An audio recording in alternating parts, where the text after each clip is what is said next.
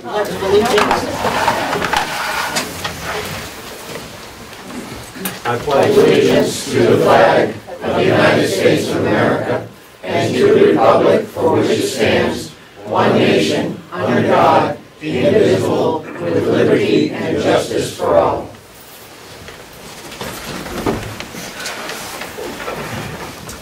Okay.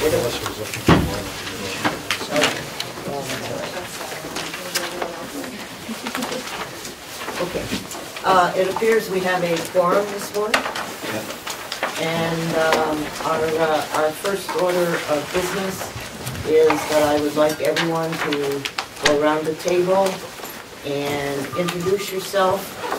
I'm sure that most of you know everybody, but there may be some folks that don't know you. So, Representative Parker, if you would start. Thank you, Representative. Harold Parker, Wolfboro. Nice to be here. Bill Nelson, Brookfield. Glenn Cordelli, Tuftonboro, Moultonboro, and Sandwich. Ted Wright, Tuftonboro. And all the others. Carroll County District 8. Carol Crawford, Moultonboro, Sandwich, and Tuftonboro. Gene Chandler from Bartlett. Ed Butler from Hart's Location, representing Carroll 7. Karen Umberger from Conway. Good morning, Mark McConkey from Freedom, Carroll District 3. Melissa, would you? Good morning, Melissa Siemens, Recording Secretary for the Delegation. Good morning, Steve Schmidt, the slightly older member from Wolfboro. Not by much, Steve. He colors his hair. Susan Tysers, Tamworth, Madison, Albany, and Freedom. Ed Comeau, Carroll 5, Brookfield, Wakefield, Ossipee, and Effingham. Frank McCarthy, I'm glad to be back. Carroll 2. Tom Bucco, Carroll District 2, Chatham, Conway, Eaton, and Hales Location. Dave Sorensen, County Commissioner. Dave Babson, County Commissioner. You want to introduce some? Yes, I'd like to introduce the new person that's going to be coming on board. Way to go, The 7th of January. Commissioner-elect Dennis Miller from Wakefield. He's been a great addition. He's attended 3 or 4 of our meetings so far and has helped us out. So look forward to working with him. Welcome aboard.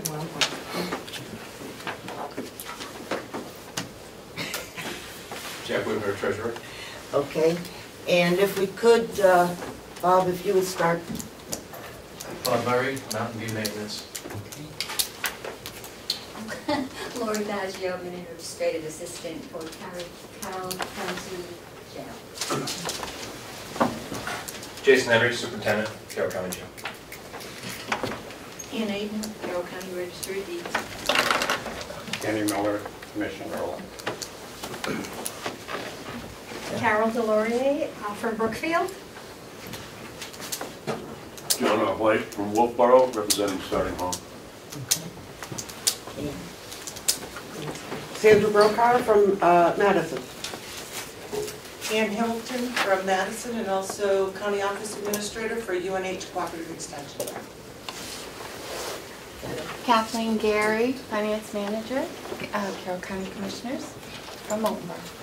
Will DeWitt, County Farm, Outside Maintenance, Water and Sewer. John Reckenbrod, videographer for Government Oversight. Anybody hiding under the table?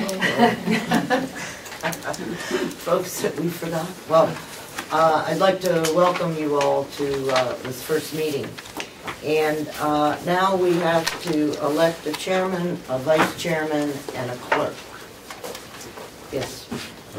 Madam Chair, it's my great honor and privilege to introduce your name, Karen Umberger, to be our chair for the next 2 years. Second. Thank you. Thank you. I guess we need to have a vote. All those in favor, say aye. Aye. Opposed? Thank you very much. And now for vice chairman. Yes. It would be my honor to nominate Representative Mark McConkey as vice chair. Also. Second. Okay. All those in favor? Aye. Aye. Opposed? Thank you. Thank you. Okay. And now for clerk. I would like to recommend or nominate Ed Butler for clerk. Secret bill. Okay. If he wants to do it, hurry and vote. Okay, all those in favor, say aye. Aye. Opposed? All right. Well, I know from myself, I thank you, and I am positive that Representative McConkey and Representative Butler also share that. And I believe that we have worked well together, and we've had a couple of challenges this year that are outside the realm of what we've ever done. And so that's, hopefully we're not going to have any more of that in the coming year. Representative McCarthy. Thank you, Madam Chair. Just so that we are in accordance at least with the spirit of the law, which requires that we elect an executive committee at the first meeting. And I know that because we have such a small delegation, the entire executive, or the entire delegation is in fact the executive committee. But I'd like that to be in the notes and made positive, so that at least we're in accordance with the spirit of the law. Okay. In that case, is there any objection? And I'll have the clerk cast one vote to make that official. All right, thank you. Okay, the purpose of today's meeting is for the public hearing on the FY15 budget. And you all received a copy of some form that outlined the large categories of the budget, and that was kind of what was out there that we could all take a quick look at, and MS-46, and that gives us a general idea. And in your packages that were provided are the detail of the budget. And so, Commissioner Sorensen, are you going to present this to us? And I would mention that this is a session for the public, and I would ask that we as representatives give the commissioner his opportunity to present the budget, and we will take this home and look at it over the next few weeks, and when we meet back in January, we will have our overall questions for the commissioner. Thank you, Madam Chairman. Welcome to those newly elected representatives and those that are returning. I hope we can work together on our budget. It's not a budget that I really enjoy, especially this year.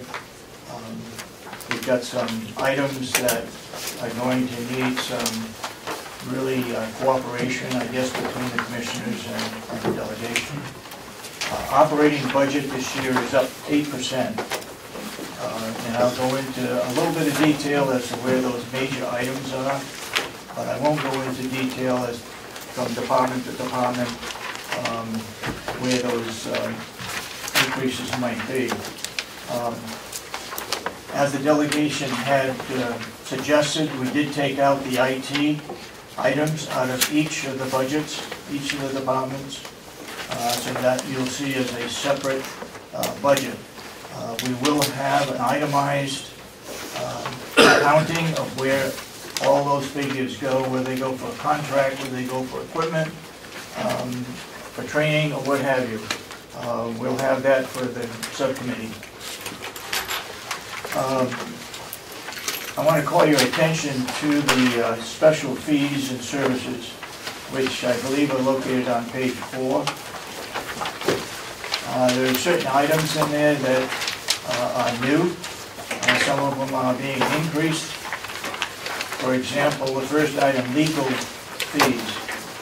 We're increasing that by $15,000. And I put that up to a total of $30,000.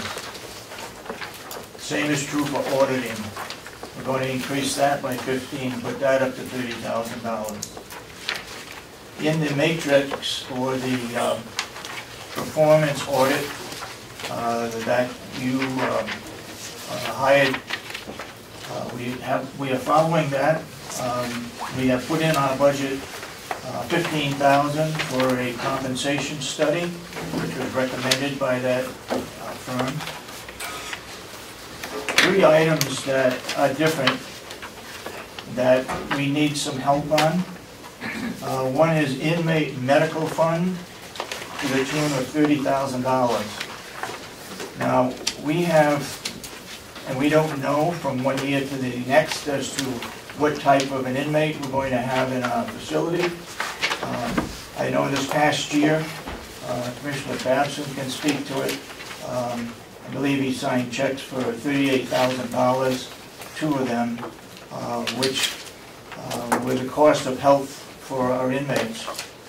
With that in mind, we have nothing in our budget that would take care of that. So we are suggesting, and we put into our budget, that we have an inmate medical fund of $30,000, not to be used unless we have a bill over $5,000 for an inmate for their health. That would be controlled by the commissioners. The jail does have some medical items, dollars in their budget. They would be used first. The second item is the accrued benefit pay fund. At presently, we have no fund that will pay the vacation or sick leave at the end of the year should somebody retire. There's $30,000 in there. I would say, how have we done it in the past? Especially in a nursing home where somebody retires.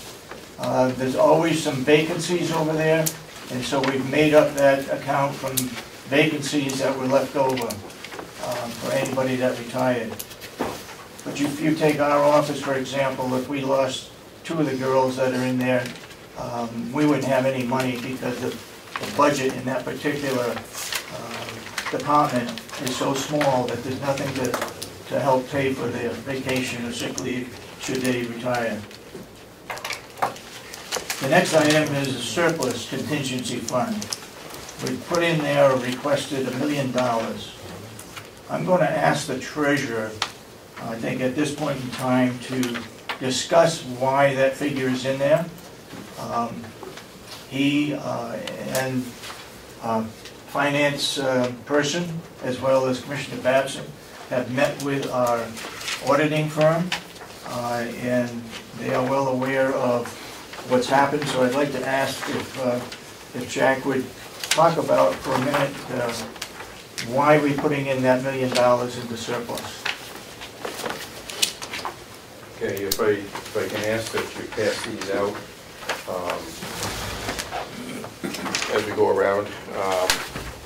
There should be enough copies for everyone as we go around. I'll wait until you get it.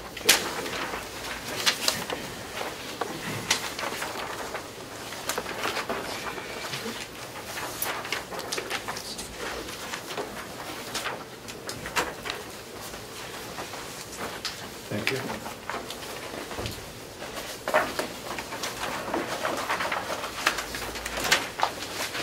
Copies.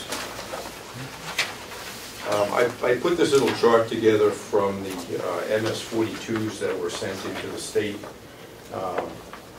and it shows basically what the delegation decided to do in the middle of the page to reduce taxes, to give money back to the taxpayers out of the reserve balances. The big issue started, if you look back at our debt service up top, from 2010 to 2011. which was the first payment for the bond issue, for the nursing home, rather. Our debt service went from $1 million to $3 million. That same year, the delegation decided to give back, to reduce taxes by $2.5 million out of our reserve balance. So the first year we spent $2 million to make a bond payment, and we actually reduced the amount of taxes that we're asking our taxpayers to fund. We weren't asking them to help pay for the nursing home. And that's basically continued for the last several years. Following year, the delegation again authorized $1.4 million to help reduce taxes. 2013, another $1.4 million, and in 2014, $1.1 million. So from 2011 to 2014, we've helped reduce taxes by $6.69 million. But our debt service has gone up by over $6 million. So up to this point, we haven't asked the taxpayers yet to help fund the nursing home. And our reserve balance now is basically at zero. So as you know, the State Department of Revenue suggests that you have a reserve balance of between 5 and 10% of your operating, of your total budget. Total budget roughly $27 million. 10% is we should have a reserve balance of $2.7 million, or 10%. 10% I think is probably where we should be.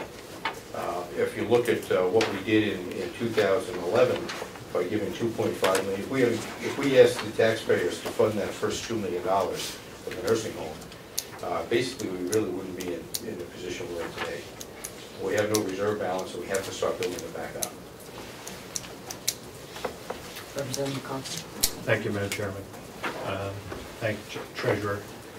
I heard some language there that was somewhat disconcerting to me. The delegation gave back to reduce taxes was our action, but I believe, having been here during those times, the delegation was under the impression that the reserve was indeed that high, and that we had received recommendations it was okay to take that money to reduce that. I also, if I could before we get there, I also sat here for several months and heard that through the audit process, it was discovered from when the county did not do their audit from 2010, and then we've been in subsequent catch-up modes to bring our accounting into play. And it was discovered, it was only discovered during that process, which was, as I feel, a letting down of the residents and a letting down of this, or a misrepresentation of monies this delegation had to work with. So, and I also sat here a few months ago, and was told that this was nothing more than accounting error, that this money was going to wash itself back into the system, and it wasn't to be a concern. And now I sit here today with something entirely different that tells me real hard cash, $2 million, in that we have to ask the taxpayers to come up with $1 million. I'm disappointed. Well, again, I'm not going to make a judgment on what was actually stated, because I wasn't here during those conversations. As far as the reserve balance that's available and whether that's recommended to be used, it's my understanding that when you receive the information, that the reserve balance available is listed on the sheet of paper. It's up to the delegation to decide how much of that reserve balance you want to use. But again, I'm not going to point fingers and say who makes that determination and who doesn't. What this chart shows basically is the facts off of the MS-42s. The accounting change for the 2010 audit resulted in a change of about $900,000 in potential reserve balances because of the inappropriate recording of the premium discount we got on the bond issue. That was about $550,000, and then there was some other small accounting changes. But again, the net result is you can't increase your bond payments and your debt service by $2 million and not expect your taxes to go up. And that's really what happened. To go from 2010 to 2011 and actually increase your overall budget and reduce your taxes by $2.5 million to give back to the taxpayers was not the right move at that point in time. And that created the ripple effect for the 4 years down the road. That first year, the $2 million increase, at least half of that should have been in the tax rate to start paying bond. I won't ask a question now. Will there be some point to rebut this stuff? We will. I hope. Yes. Thank you very much. I look forward to the opportunity. Okay. Go ahead. With putting this $1 million into the surplus and contingency, it's based in part on the 2010 audit and the change in that recommendation, but we still don't know anything as to the real amount we have available because 2011, 12, 13 audits have yet to be done. Wouldn't that be correct also? Correct. The exact number isn't there. On the MS, if I'm not mistaken, the MS 45 that went to the state this year showed a deficit in the reserve balance of about $73,000. Now, again, that will change a little bit probably as the audits get done, if there's any other changes that need to be made. But the MS 45 that went to the state basically put a red flag up to DRA saying you have no reserve balance. So that $73,000 deficit is probably pretty accurate. It may be off by, with accounting changes and auditing changes and all that, by couple $100,000, which is, again, small dollars in the grand scheme of things.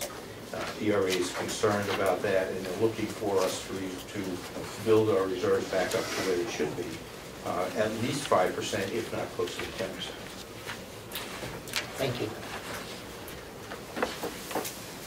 Commissioner Batson? Okay. I didn't have my hand up. I'm sorry, Commissioner Sorens. Okay, to continue on, because of that situation that we are in, we have put in a budget for a chief financial officer. I will have a draft of the position or job description of that person to you before you meet the next time. We have gathered job descriptions from towns, from counties. We have 7 or 8 of them. And we will look at those, and once the Board of Commissioners approve the job description, I'll see that you get a copy in the mail as a draft that you can make comments on as well. Regarding union contracts, right now we have 2 unions that we have a TA, which is a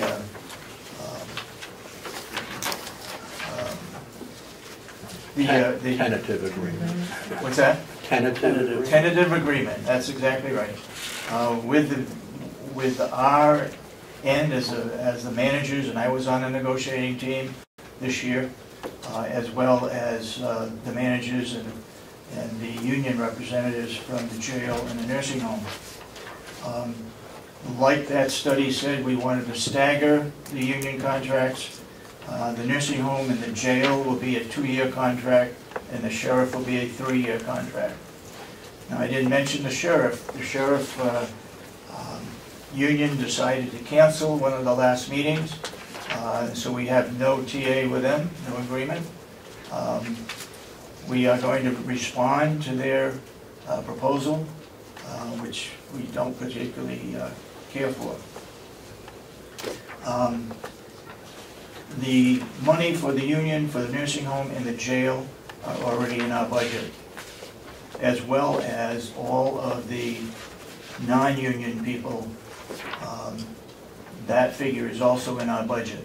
I'd rather not talk about those right now until the sheriff's union is settled, and until these other 2, well, I know the nursing home has already voted their union to accept that contract, and the jail, I'm pretty sure that they're going to vote in support of it. The sheriff we're not sure where that's going to go. Other items in our budget that have increased are electrical and the heating. You can see those in the different departments, especially in the plant operations budget of the nursing home. You asked us to combine the farm, sewage, and maintenance into a public works.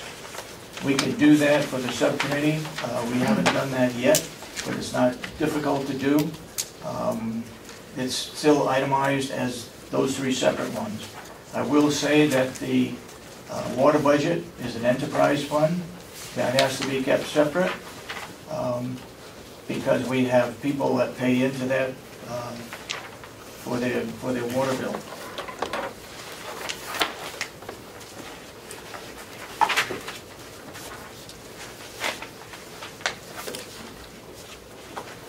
Anything else that the Board of Commissioners would like to talk about? Those are the major items. I think I'm sure we'll go into a lot of detail with the subcommittees once they have been formed. I don't like the budget. We can blame each other for where we stand. That's not going to get us anywhere. I think we need to move forward. I think with a chief financial officer with some administrative responsibilities would help this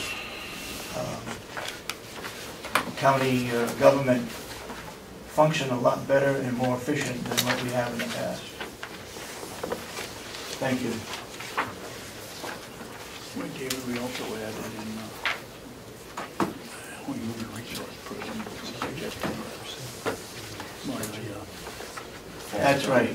We have no new people being hired with the exception of a part-time $12,000 a year person in HR. $12,000 is not going to go very far, but it will help that office in fulfilling the responsibilities that are left to the HR. If I could, at this time, I know you asked us for a report as to what we have done so far regarding the performance audit. In the HR department, evaluation notices go out to every department as to when their people should be evaluated based on their anniversary date. That has been happening. The job descriptions are continuing to be looked at and be updated and be standardized according to what the matrix design was. We did put $15,000 in the budget for the compensation study. That would come out of the HR department. We will be becoming members of the New Hampshire Municipal Association. We feel that there's some help that we can get from them. It won't be legal. One of the reasons why we didn't join them is because they wouldn't help us with any legal aspects, but they will help in other areas. If we looked at the financial office,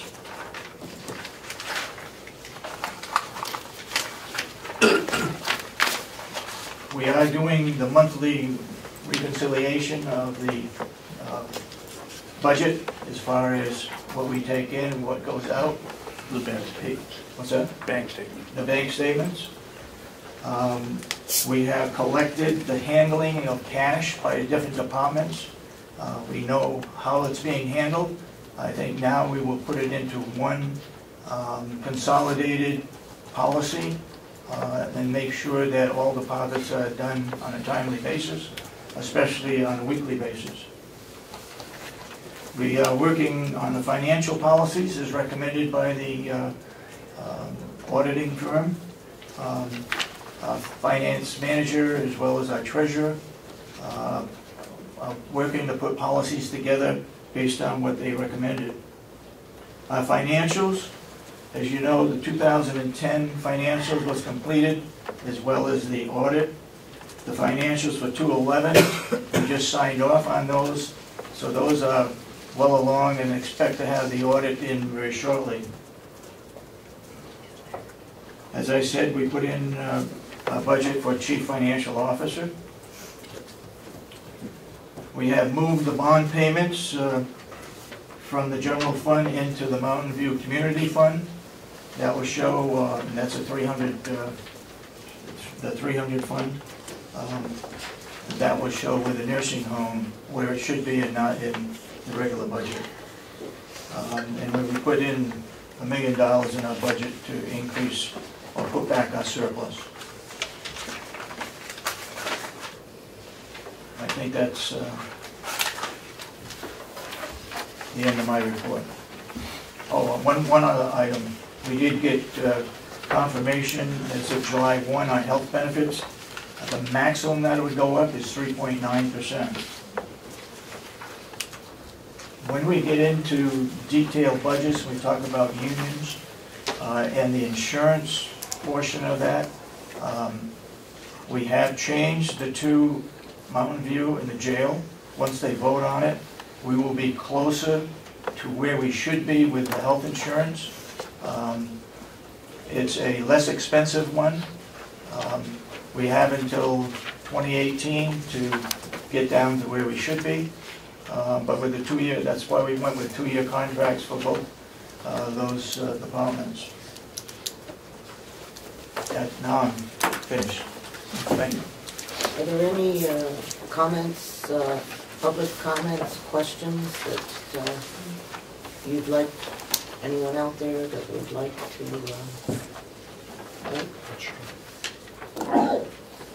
You're not public, you're here. Okay. We need to, yeah. Okay, seeing none, I will declare the public hearing closed. Okay. No questions of the commissioners, Madam Chairman? We will save that until January. That's the wish of the chair. Yeah, I think we've got quite a bit of work that we need to do today. And I would say that there are some questions that are on people's mind about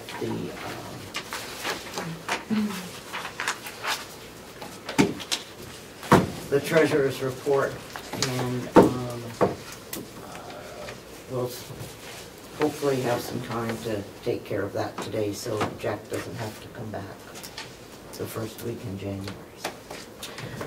Okay, yes. I do want to tell you today is the day that I need to request funds for next year. Oh, okay.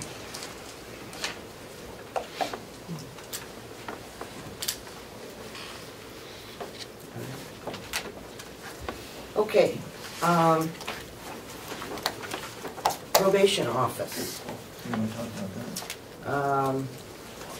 As I understand it, I think we all remember, those of us that, before we do that, can I have a motion to approve the October 6th minutes? Motion to accept the minutes as distributed. Second. All those in favor? Aye. Opposed? Abstain? Abstain. Okay. Frank, are you abstaining? Abstain. Okay. Thank you. So, all right. Thank you very much. Okay, the probation office. At our last meeting, we had discussed the probation office moving from Wolfboro to the old nursing home. And I don't remember if it was right before the meeting or right after the meeting, but they decided at that point not to come. Since that time, they have resent the RFP to ask the commissioners and us about the feasibility and the cost of moving probation to our area here in the old nursing home. And so I believe Commissioner Sorensen, will you enlighten us and provide some information that we might be able to make a decision on? Commissioner Babson has been investigating that, and so I'd ask him to explain that. Thank you. I'd first like to correct, Madam Chairman. Back in December, they didn't decide not to come here. They decided to delay the signing of the lease. They're still very, very much interested in coming here. Since that time, they also redesigned, or came in and requested some changes.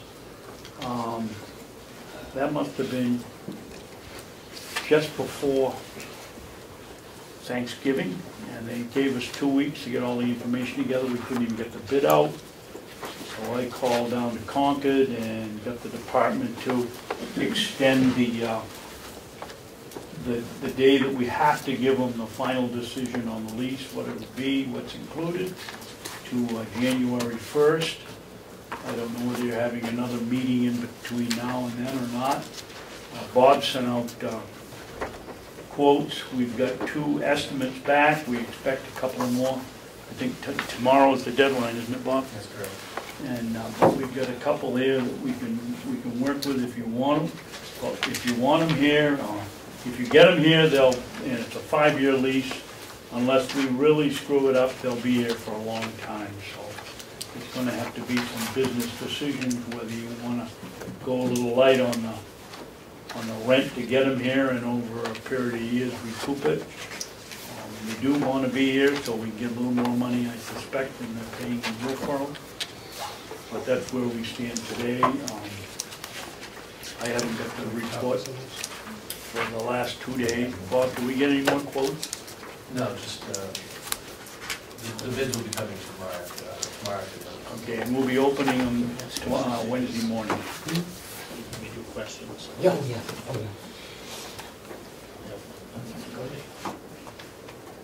Representative Chandler. Okay, thank you. Just a ballpark, how much does this cost? I have a number of questions. Just got some ballpark on the cost? On the renovation? Yeah. Somewhere around 62,000. 62? And how many if I may? How many square feet? 1350. So 1350 down from what, 1750, Bob? Approximately, yes. They reduced it. And how much are they using now in their present facilities? That's how many people, in other words? My understanding is just like this, 1 or 2 I can't hear you, Gene. How many people? 1 or 2? Over here, would be in the office? Yeah. Oh, there'll be 3 or 4 plus the parolees that come in. How many now and what they're doing, where they're doing it? Where are they doing it? How many employees? I believe 3. 4. 4?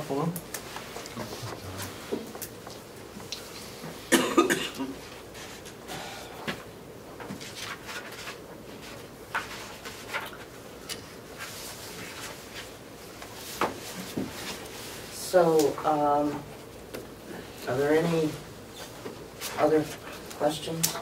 Yes, Thank you, Madam Chair. I thought it's been our policy, or we established a policy in this delegation, that we would take proposals for people, organizations that wanted to use the old nursing home, but we would not pay for any renovations. They had to come up with that money themselves. Are you proposing that the county is going to pay for these renovations? No, when we figure it out, if it's 60,000 for 5 years, that's $1,000 a month on a 5-year lease just to renovate the building. So that's why we have to decide whether, if we're going to pay, if we're going to not pay for it, we got to make it worth their while to stay more than 5 years. Follow up? Please. Who's paying the money up front to renovate the building? I guess we would. And another follow-up. Go ahead. And where was that money going to come from? Through a bond or loan, A new bond or loan? which they would pay off on a monthly basis. Go ahead. I may go a little deeper with this. Yes, you may. When- Keep going. When we built the nursing home, we got $23 million,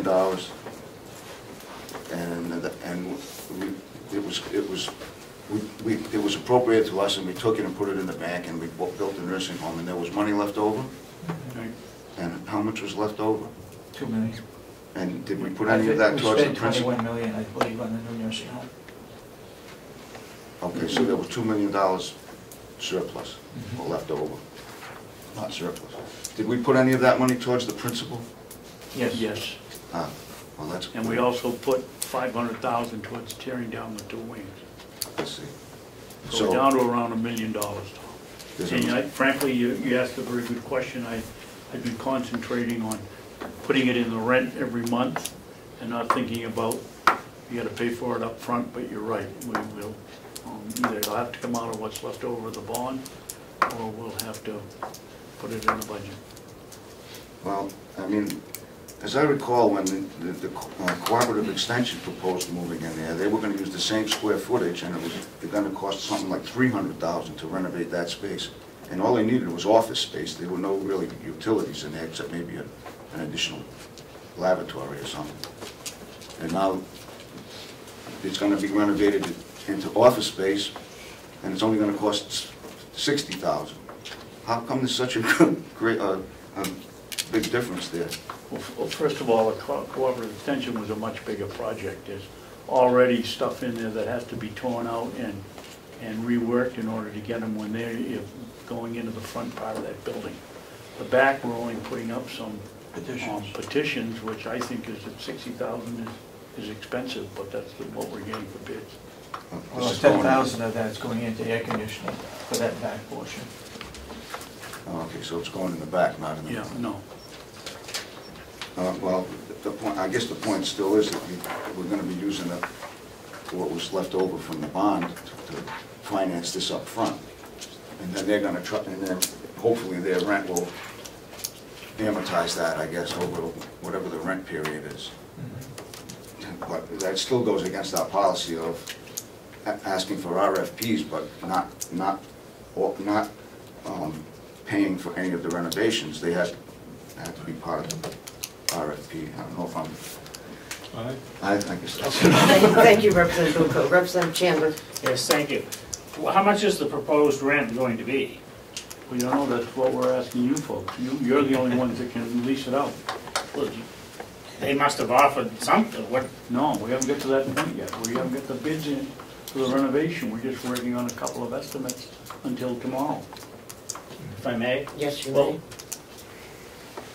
I guess I can't understand how we, you, or anyone could make a very informed decision on whether I mean, if you came to me and said, okay, the rent's going to be $6,000 a month, I might have some interest in this.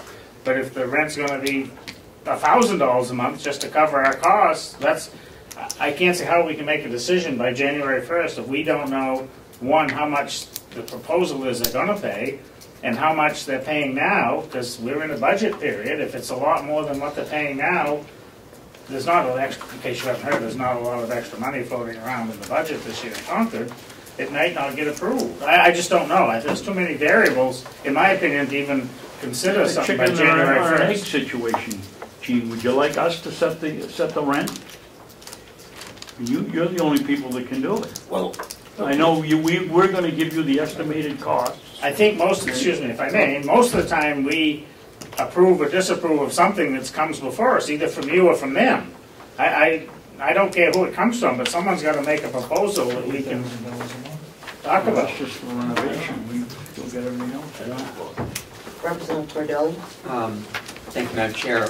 I'm also confused about the upfront funding because I thought I heard Commissioner Sorensen say that it would be paid from a new bond or loan, but now I'm also hearing that it's coming from the old nursing home bond. So I'm confused about this whole thing, really. I'll take back what I said. I'm not sure where it's going to come from. Representative other than the leftover from the bond. She called out. Did she say me? Yes. Thank you, Madam Chair. Has anyone looked into what the normal rate is for an industrial space or a service space like that per square foot? $5 a square foot per month, including all the utilities? Nobody has even looked into that? Somewhere between $14 and $18 a square foot. Well, then that's a recommendation. Then the $14 times 1,300, plus whatever it costs for the renovations. Representative Crawford? Thank you, Madam Chair. That was my question is, if the cost per square foot, is that including heat, electricity, and all of the utilities? Because if you're going to pay back on the loan and you're only going to say charge $1,000, that's just going to pay for the renovations. Where is the rest of it coming from? Are you charging them for electricity and heat? Because you know those go up and down, and are we going to be responsible for heating their space and they don't really pay for it? Go ahead. Representative Crawford, that's a good question. The state in the bidding process requires that you pay for everything, but that we pay for everything, except the phone connection and janitorial services. The $1,000 I mentioned is just for renovation at our old price of $60,000 for 5 years. So it's going to be up closer to $2,000 or over, and they're currently paying $700. So. Representative Nelson. Thank you, Madam Chairman. Do you have any idea of the figure that they're currently paying to rent this space in Wolfboro? Yeah, they said $700. Okay, sorry. No, it's a little bit more than that, isn't it? No, I'm sorry. We had a 690 or something. There was that email was sent to everybody. I guess so. The square footage was? Yeah. Yeah, that's what. According to this of October 3rd, their annual rent is now $83.34, so 700. Square footage 1966. They're presently using 424 square feet, and this proposal is 3 times that. Well, I'm just not sure anyone's going to approve that, whether it be here or at the state level. I'm not convinced either. You know, I'm kind of surprised that a state agency would come in with a tripling of the space and at least a doubling, if not more, of their rent in this budget time. So, just my opinion. Representative Butler. Thank you. Just to get back to basics, this needs to be, whatever proposal is approved or not, needs to be done before the first of the year, is that correct? No, January 15th. 15th? Oh, yes. Okay. So we can come back to our meeting in January and you can present a full proposal with proposed rent and knowing what the approved bid is for the renovation and a rationale for the space, and then we can make a final decision before the deadline. Is that correct? Yes. If I may just have a clarification. I forget now, one of you gentlemen said January 1st. That's why I was commenting on the fact. January 1st. Did I? Well, I'm incorrect. So if it's the 15th. January 15th, okay, I'm sorry. Thanks. So there is at least some time if I choose to meet. Yeah. I did ask Commissioner Batson to, because very similar to your question, that said, you know, the governor has cut 18 million from, you know, the various agencies, and I didn't look to see how much corrections had been cut. But to ask if there was, you know, we're going to do all of this and then they're going to say they don't have any money. Well, his response that he got from the person he was talking to down in Concord was that they haven't heard anything about cuts. Haven't heard any whispers, I think was the quote. about the cuts Right. that Governor Hassan had. Well, they may not have heard any cuts. This is quite an increase, leave alone cutting anything. They're not even, this is doubling or more depending on what we decide. That's a huge increase. Thank you. If I could just, it may be that the probation department is looking at this as a opportunity to expand into a space that they need and that they're currently in too tight a space, and that the ability to grow into this space, and I don't know if you looked at the plans, but you know, I was surprised to see the number of office spaces and the extra desks and all of that. But if there's a rationale for it, we can approve it. It's still got to go through the state budget. So it seems to me that we ought to decide if it's something that's worthwhile for the county to do, and then let the state, the next piece of the process, go forward. Well, I think that, if I might, that's okay, but if we're already here in Carroll County expanding the state budget 3 weeks before we even get it, we got some big problems on the state level. But nonetheless, my understanding is this project, you get started on this renovation, right? So you're going to get started to renovate a building before the state budget is approved.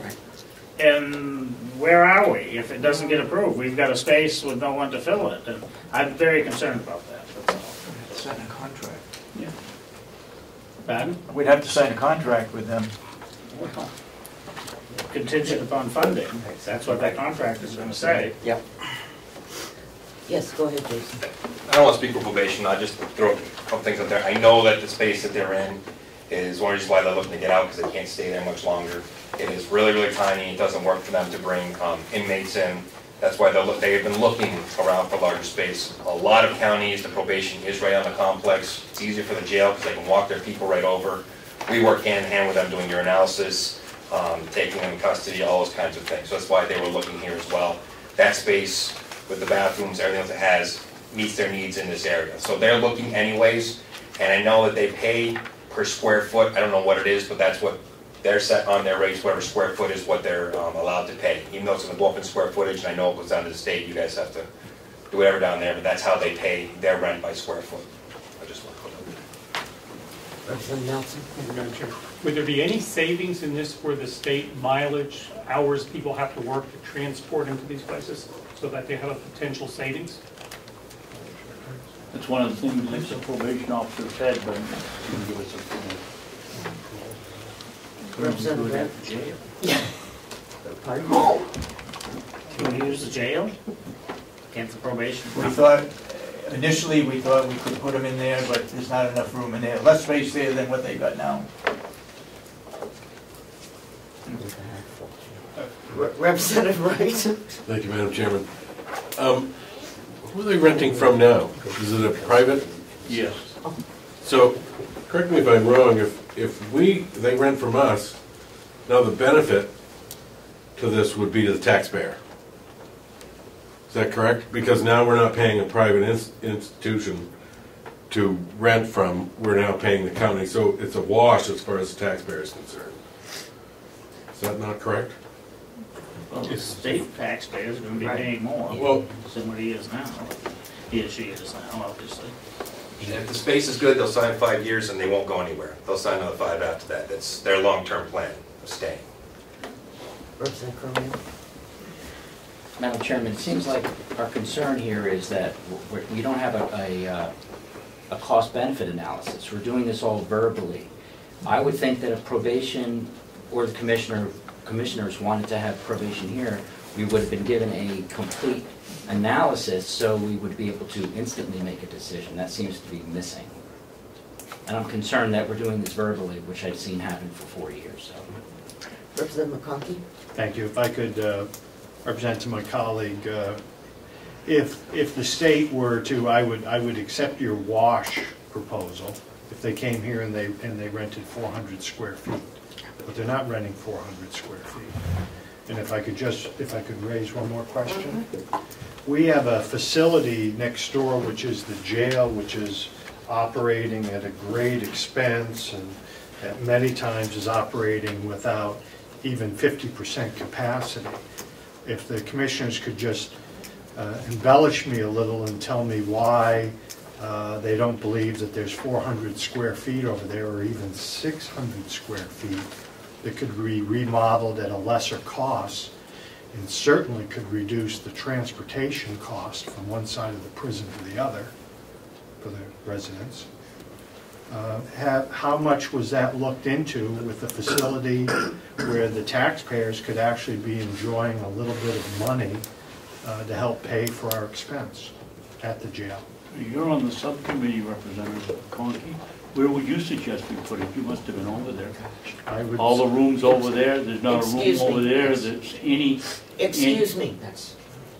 That is not Representative McConkey's role. It's your role to figure out where the space is. Okay? I think we've pretty much done that. And so he asked the question as to whether or not there was space. You want to say about spaces? And so he needs to, that's the question that needs to be answered. You want me to answer? Yes. It's not just a matter of space, which we don't have, it's also a matter of two separate entities. They need to see their people. First of all, they're not sentenced to us. We have no ownership over them when they show up. Probation needs to be armed all the time with those people, so they can't come inside the secure facility with their weapons as well, like regular police departments. So we have no room in the administrative area to bring them.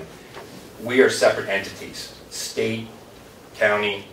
I can go into laws and everything else, but it's not going to work.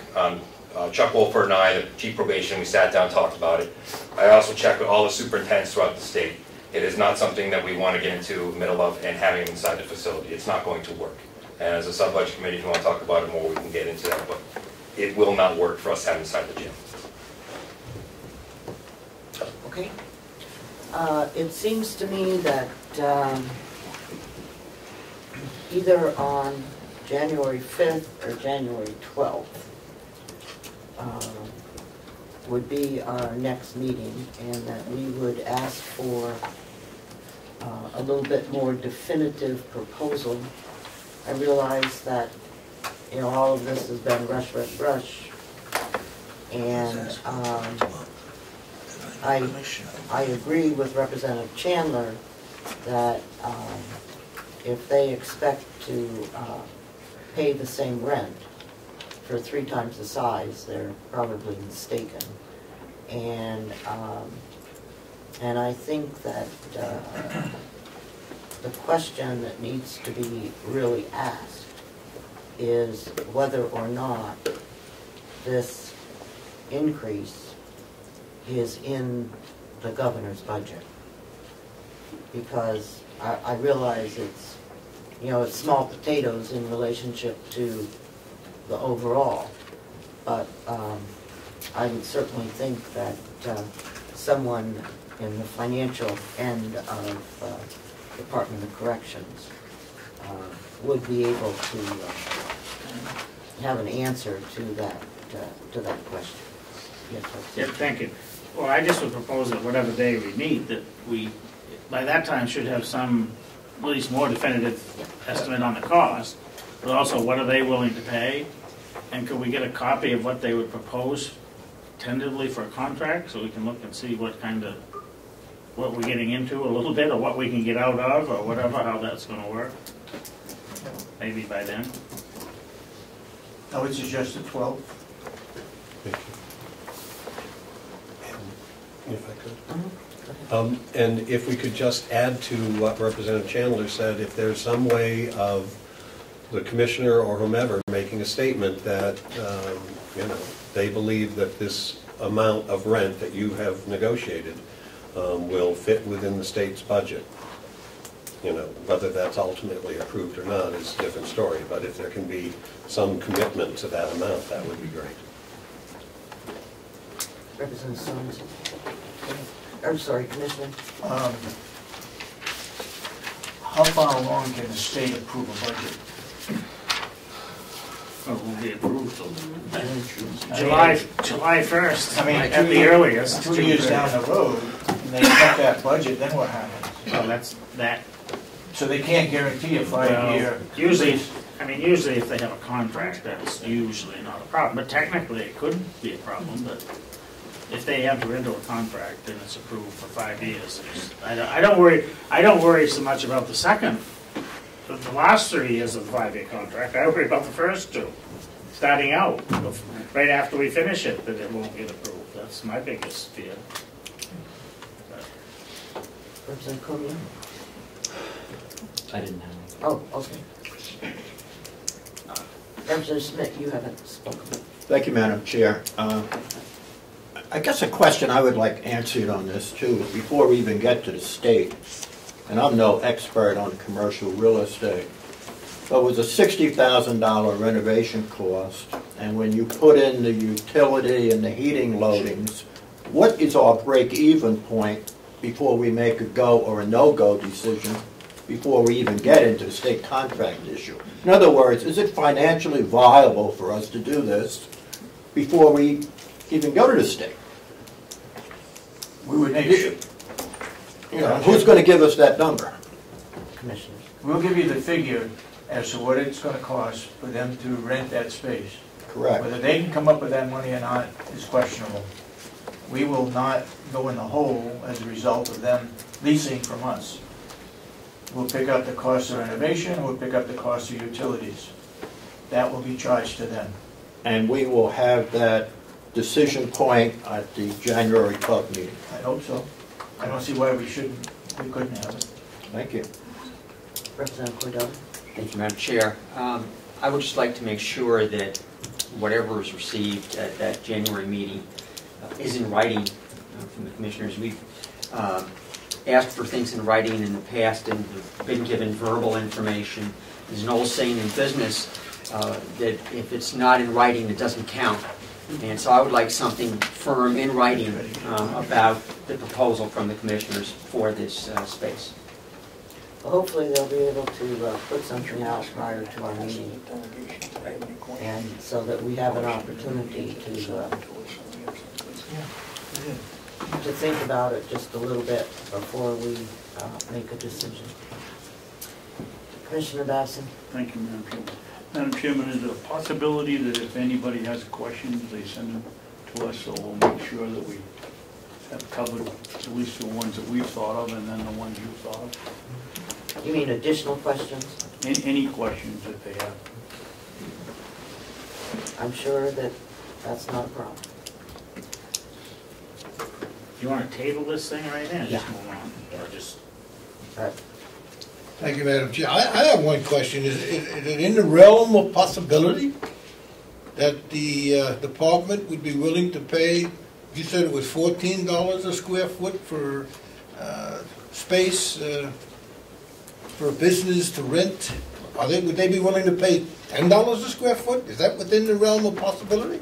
I think when they were here the first time, Representative McCarthy, they said that $14 was within the realm. Okay, we will await for the scheduling of our next meeting, which we'll do with the close to the end, and we will expect from the commissioners that they provide us something at least, a couple days ahead, so that we have an opportunity to look at it. And I think that what's been expressed is, A, we want to know where the money's coming from to renovate the space. We want to know what the breakdown of the rent is, i.e. this is to pay back for the refurbishing, this is for electricity, this is for whatever you have in the rental agreement. So, and also whether or not there's going to be money in the budget for, or maybe, upfront money. I don't know. We'll see what happens with that. Okay. Representative Babson asked a question about attorney's fees, and I was wondering if you would come on up and have a seat, Representative Evelyn. Yeah, there's one up here.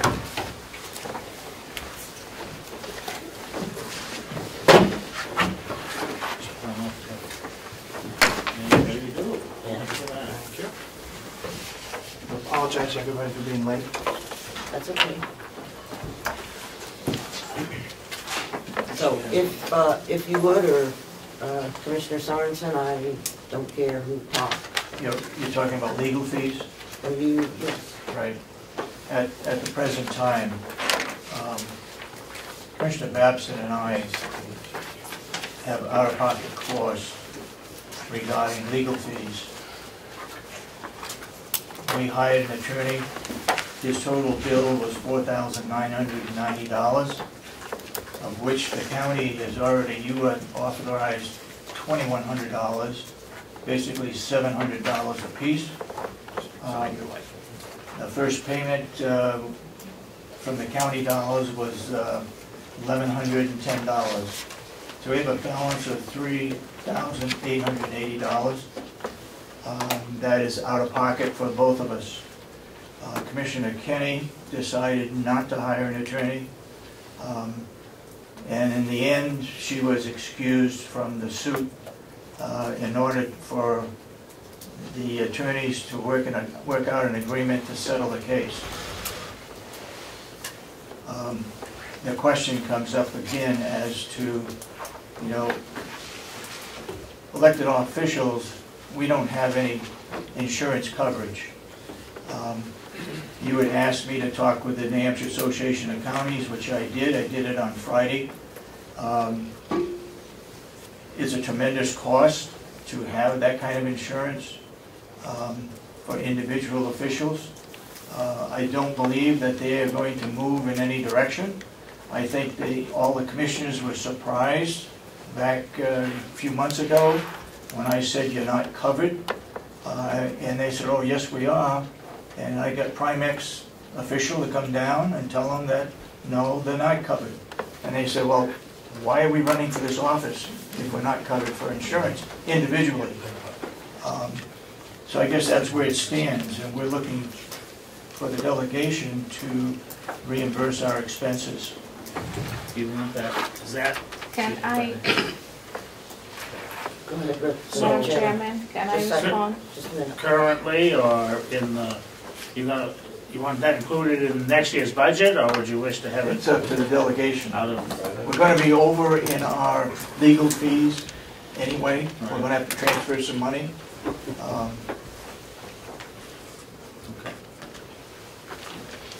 Can I respond? Commissioner Kenny? Commissioner Sorensen mentioned I don't have attorney fees. I do have, because I get legal advice.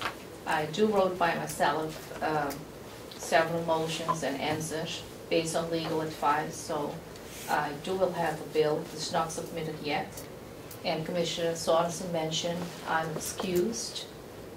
Probably later, yes, because I didn't agree with the settlement what day coming up. So, if I might... I wasn't aware of her legal expenses. Just a second. If I might, do you have a, when do you anticipate getting that in? I hope in the next few weeks.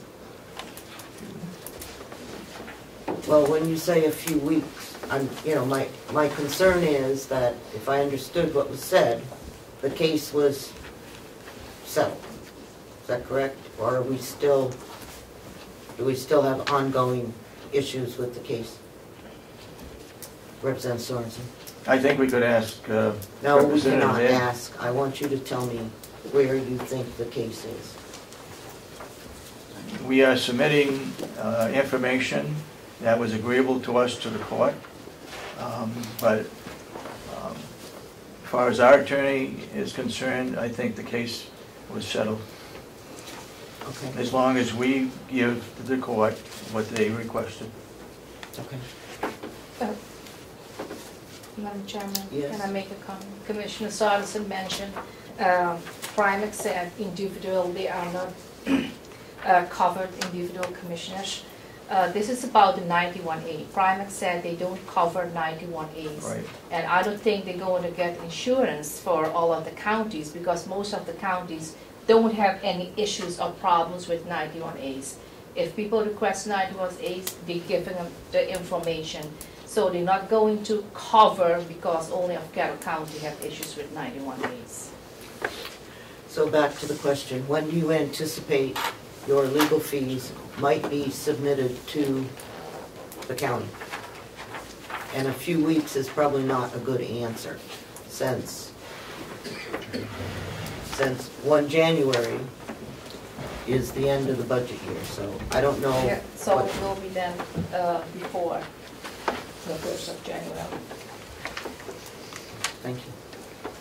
Thank you. For the commissioners, all professions and all individuals have policies available, whether it's cost effective or not, for their business profession. You said that it is too costly for commissioners as individuals. What is the cost that you've been quoted for liability? We haven't been given any kind of an estimate. This came from the Primex individual that said we did not have insurance. When the question was asked what it would cost, he said lots. If I could just follow up, perhaps you could find out what lots cost. Okay. Thank you. Yeah, I guess we can wait. I'm supportive of paying their legal fees. I can't imagine, and I'd make that a motion if, I don't know if I don't get jumped on. Why don't I make a motion? All right, I would make a motion that we pay the legal fees of Commissioner Sorensen and Babson out of this year's budget, and I'll speak to that briefly. How about Oh, sorry. Ken? No, I'm not, I haven't seen anything to pay. Okay. And I will say, for an editorial comment, I'm not too inclined to pay someone for their own time spent working on a case, because we're not reimbursing Commissioner Sorensen and Babson for the time they spent on it, just what they actually had expended in legal fees. So there's quite a difference there. So my motion is just for those two at the moment. And I just think that whatever happened, or with the case or not, we can't expect, in my opinion, our elected officials, whether it be us or them, to cover costs of things like that. It's just not right, in my opinion. Do I have a second? Second. Okay. Representative Butler, second. Discussion? Okay. Yes.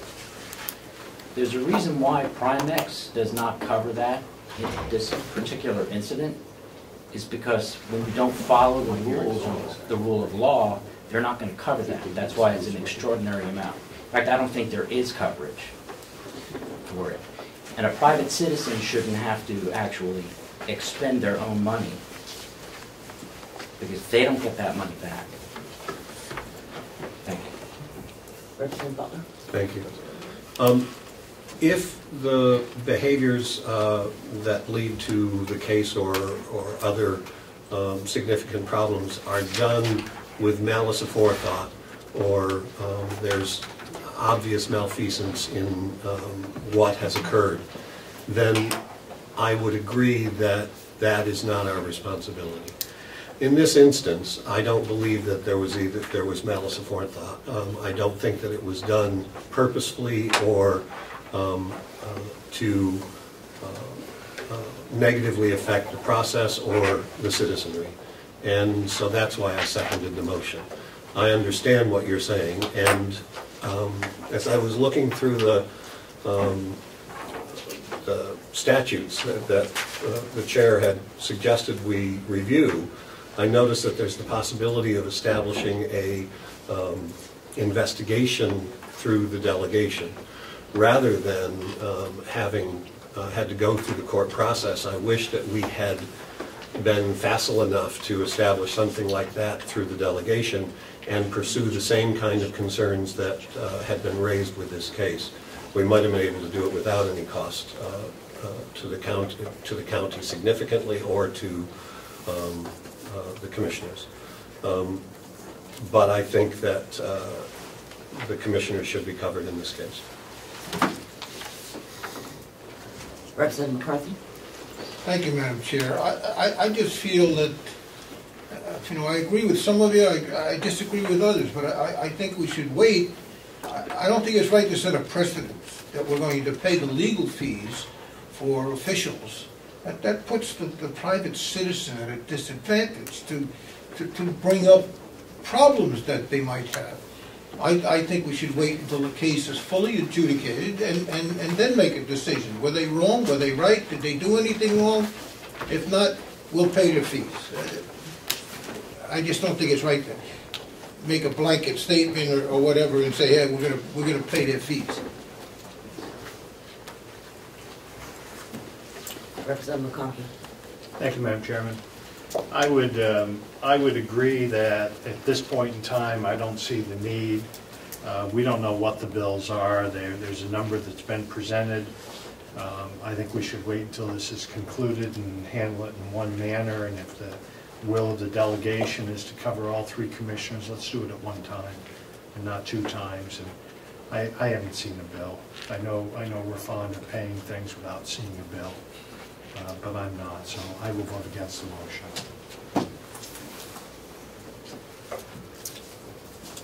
Can I speak? Again, my name Dennis Miller, Commissioner-elect. I found out recently that Primex does not cover lawsuits in 91A. And, you know, I didn't sign up on this job to put my personal assets at risk. Do what is, in my mind, a public job. Now, you know, there's an honest mistake. There's poor judgment. We're all human. We all make them. Unless I get assurance from this group that you're going to cover my exposure financially for a decision I made as a commissioner, I'm very reluctant to take this position. I'm not going to be at risk in coming out here and pleading with this group to pay legal fees to cover my work as a commissioner. Now, either you pay them and you give me a commitment that you're going to pay my legal fees. You look at my criminal record, it's 0. 3 speeding tickets, 72 years. Now, either you trust me as a commissioner and you guarantee to pay my legal fees if I'm sued, or I'm reluctant to be sworn in. Pure and simple.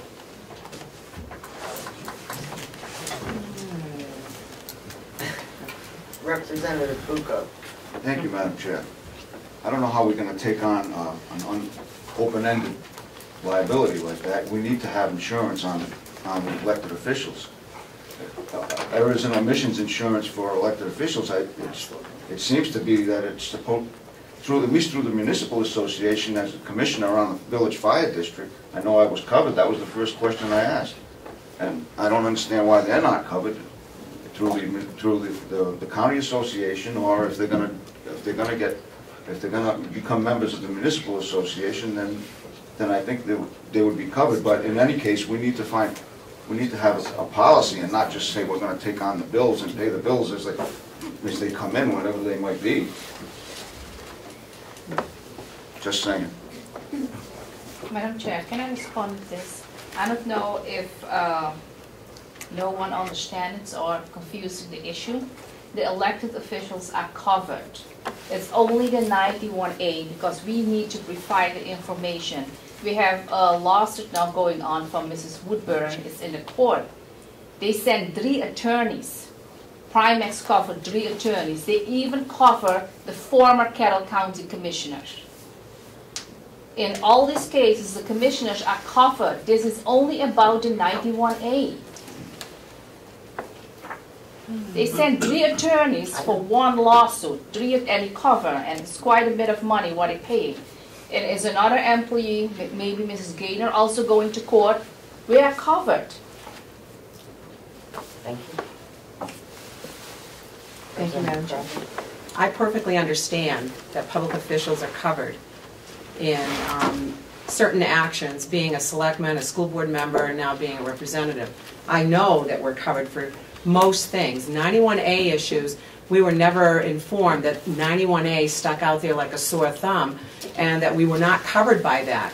I would say that we need to be covered for 91A issues. Errors and omissions insurance is out there. You can acquire it. My husband has it in his profession because people make mistakes. And when the public, if the public really knew that we were not covered for making mistakes, who would want this job? Nobody would want this job. So we really need, as a delegation, to go forward and find some insurance company. If it's not going to be Primex, there's an insurance company out there who would be happy to cover us on a 91A issue. And I personally, as the new commissioner said, I don't want to put my ass out, not my assets, my assets, for someone to collect. So we as a delegation better work at it and get something on the books, because I can understand perfectly what the new commissioner said about not wanting to be stuck out there. There is insurance, we just need to make sure we have it. Representative Cordella. Thank you, Madam Chair. I think that 91A is a whole different animal. There is, if commissioners can cover for right to know violations, what is to prevent them from purposely withholding information from the public, knowing that any suit, their legal bills will be covered? I think that it's a very dangerous issue to get involved in terms of covering elected officials for 91A requests. I think the public's right to know trumps that. Yes. Yeah, Okay. thank Wait, just a minute. Okay. I don't want to spend all day arguing. That's okay. Okay. But I will. No, I just want to point out that, just because it's a right to know case, a 91A doesn't mean that the public is right and or the commissioners are right or wrong. There could be a 91A case where the commissioners or any other elected official is perfectly justified in what they're doing. Anyone can bring a lawsuit against anybody, and we should protect and indemnify our elected officials. I'm sorry. Representative Butler. Thank you. Separate from the motion, I am willing to work with the insurance department and the commissioners to pursue this issue to get a little more clarity in terms of what kinds of insurance are available and how we could pursue it either individually or through the county organization. Thank you. Yes, Representative Comeau. All one has to do is look at the matrix accounting of the public record of this county, and you will see that the case is founded and grounded in fact. And I also wanted to know if there were any action items taken to correct the 91A issue. That's been going on for years. I have. Any action? Okay. We have a motion on the floor. And Melissa, would you mind reading it back to us?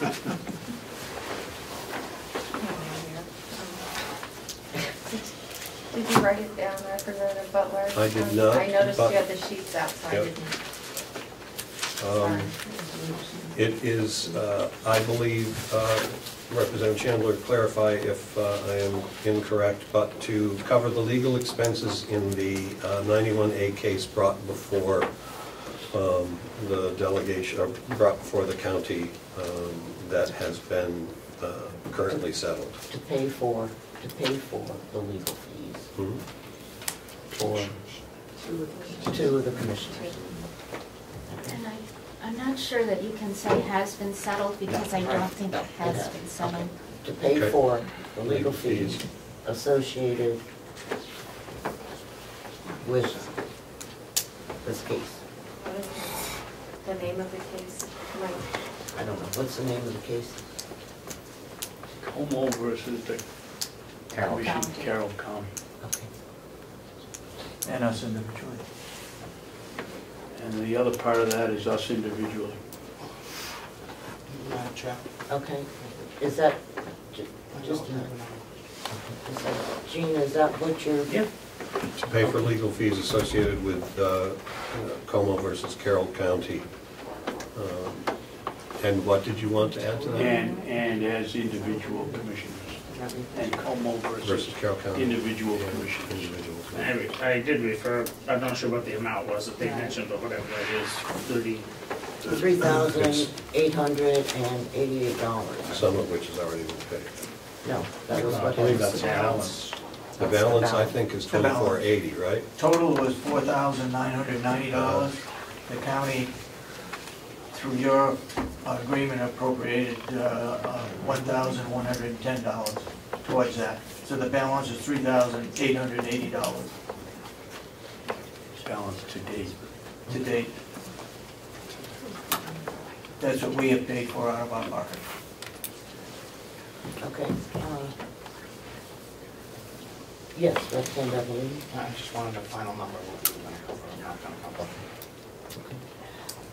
And I believe that I asked what line item this money was going to come from. And so I am looking for that answer before we proceed. The nursing,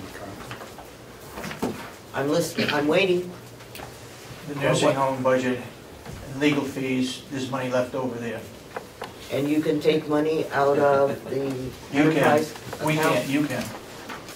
We can take money. Transfer money. Just a minute. We have general funds and we have, There's a surplus in the general fund.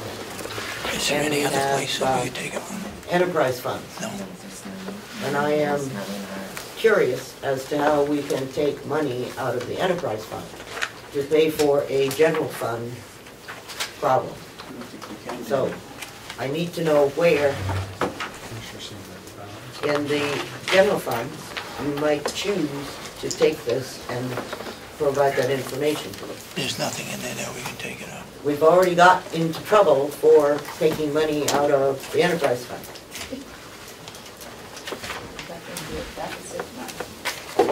Representative McCarthy, you had a question while you figure that out.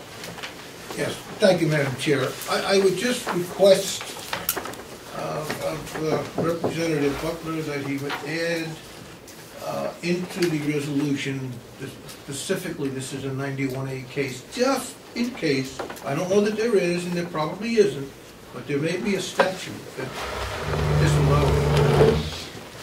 Is there a line item in any of the other budget? Is that acceptable, Mr. Chairman? Oh, sure. Okay. Representative Nelson? Thank you, Madam Chairman. Is Commissioner Kenny going to be sending a bill in as well? I would assume that that's what she's going to do. Representative Bucco? Thank you, Madam Chair. Now, is this case settled? Is this the last final bill? According to what they just said, they don't have a clue whether it's settled or not. And have we already paid something on that? We paid $1,110. $1,110, I think, Madam Chair. Okay, thank you. Can I?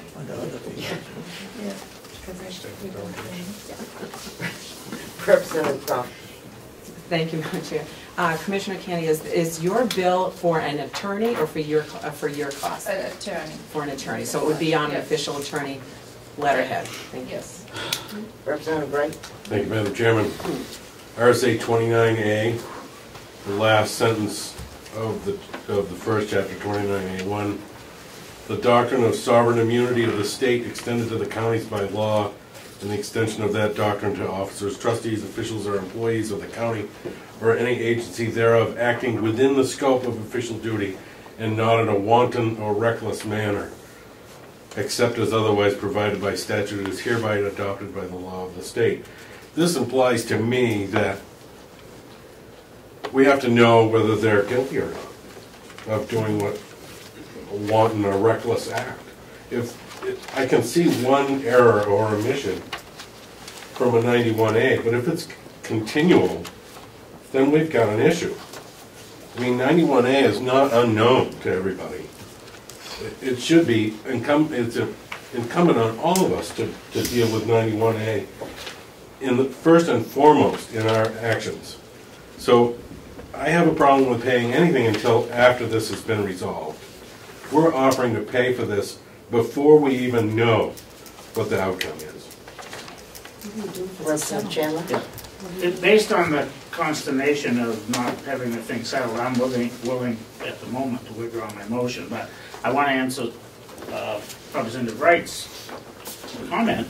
The fact of the matter is, even if they were found in the wrong on the case before them, and the judge said, well, okay, you shouldn't have been doing this, well, that's two separate issues.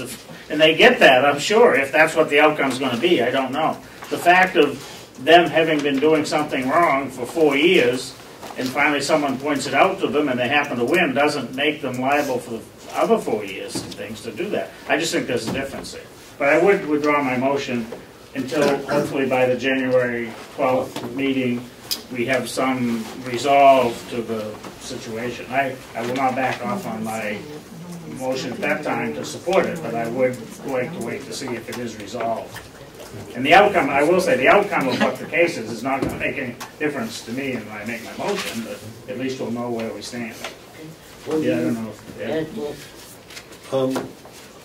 I am wondering if we can hear from the commissioners whether we will have some closure in January. We don't know. Well, I don't know.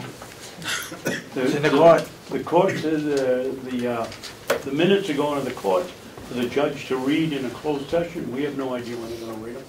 Point of order, Madam Chairman, I think I should step out of the situation since I'm involved in it, so I think I actually have a conflict, so I think I should step out. You don't have to read it. I know, I'm just going to. Yes, I will withdraw my second. Okay. All right, so. We don't have a motion on the floor? I'd like to make one, if that's okay. Yeah, but let me finish. We did, I think, we'll put this off until the 12th of January, when I expect that at that time, Commissioner Kenny will have her bill. Representative Butler has agreed to work with the insurance commissioner to see if there isn't some way that we can purchase a policy going forward to cover this area. And even if it is not something that we can purchase from the government sector, that perhaps it's something we can purchase from the private sector and include that in our budget. So, okay, Representative Batson. Thank you. I'd just like to throw another little twister in it, Madam Chairman. This suit goes back to 2008. There are some commissioners that were here during that portion that weren't included in the lawsuit, and there's some commissioners that were included for 1 year and yet carrying the whole shebang. So, what I would like, Mr. Miller. Well, I have a small issue with the timing, because I'm supposed to be sworn in on the 7th, and you're not going to come up with any kind of definitive answer until the 12th. As I said before, I'm reluctant to take this job unless I have assurance from this group that I'm covered financially. You have assurance from this group that you will be covered financially, I think is... Is that a vote, Madam? Pardon? Is that a vote? No. It is assurance that in the future. That's not good enough for me, okay, ma'am. Now I'm talking about... Okay. I think that what Representative Wright read, is that correct? That's correct. Takes care of all of that, except for somehow or other they left out 91A. And I'm not going to debate this any further. I will ask the commissioners to figure out A, where they're going to take the money from, and B, to come to our meeting in January with a recommendation for an encumbrance to cover that. And I believe that I had asked for at least where you were going to take it from, and we'll move on. But please, Mr. Miller, do not do that. Okay. I asked folks that were new to our delegation to please put down, figure out how far you lived, your mileage, and I noticed that the mileage figure here is blank for every one of our new people.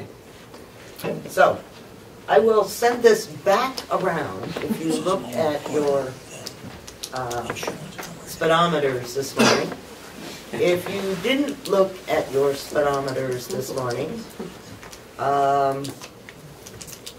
that's one of our responsibilities, okay?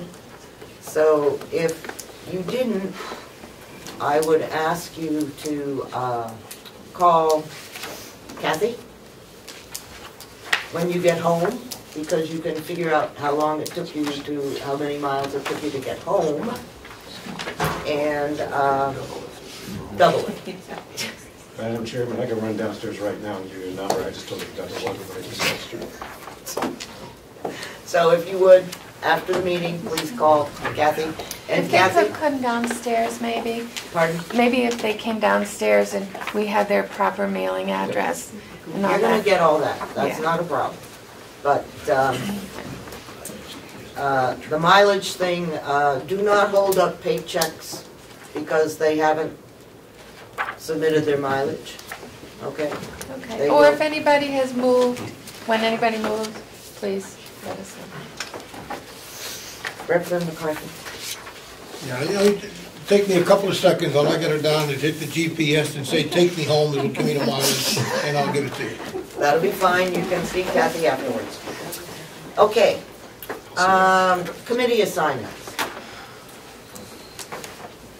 I had asked everyone to identify what committee they wanted to serve on, and I'm a little disappointed that nobody wanted to serve on the Admin IT Committee except for Glenn and I. You will? Okay, so Representative Butler.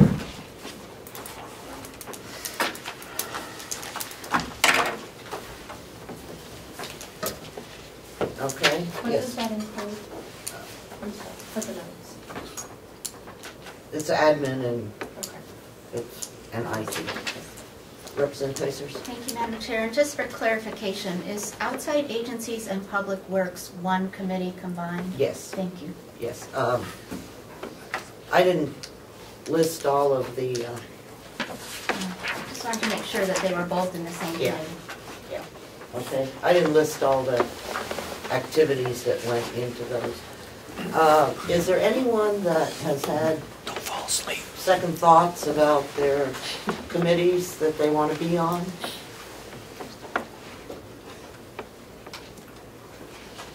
Yes, Representative Cordilli. Thank you, Madam Chair. It's not a second thought, and maybe it is in a way, maybe even a third thought. We had last year a performance audit subcommittee. Would you be discussing subcommittees as well at this point? Because I would like to recommend continuation of the performance audit subcommittee for a number of reasons. One, we had discussed that there would be the likelihood in the future of more targeted performance audits, departmental level possibly performance audits in the future, which might be next year, 2016, part of this term.